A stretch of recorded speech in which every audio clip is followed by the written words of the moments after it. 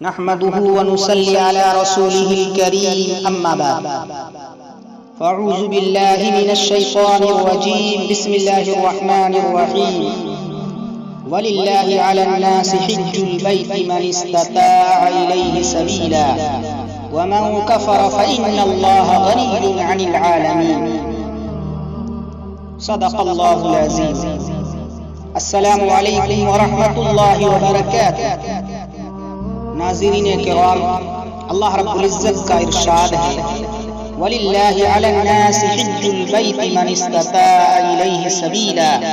اور اللہ کا حق ہے لوگوں پر حج کرنا اس گھر کا جو شخص قدرت رکھتا ہو اس کی طرف راہ چلنے. وَمَنْ كَفَرَ فَإِنَّ اللَّهَ غَنِيٌّ عَنِ الْعَالَمِينَ، اور جو نہ مانے تو پھر اللہ پرواہ نہیں رکھتا جہاں کے لوگ.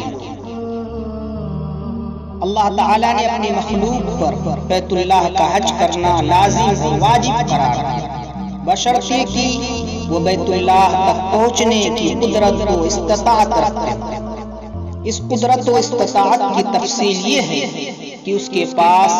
ضروریات اصلیہ سے فاضل اتنا مال ہو جس سے وہ بیت اللہ تک آنے جانے اور وہاں کے قیام کا خرچ برداشت کر سکے، اور اپنی واپسی تک ان اہل و عیال کا بھی انتظام کر سکے جن کا نفقہ ان کے ذمہ واجب ہے. مذکورہ آیت شریفہ میں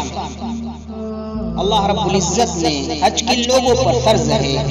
اس کا تذکرہ فرمایا کہ حج ہر ان مسلمانوں پر فرض ہے جس کے پاس ضروریات اصلیہ سے فاضل اتنا مال ہو جس سے وہ بیت اللہ تک آنے جانے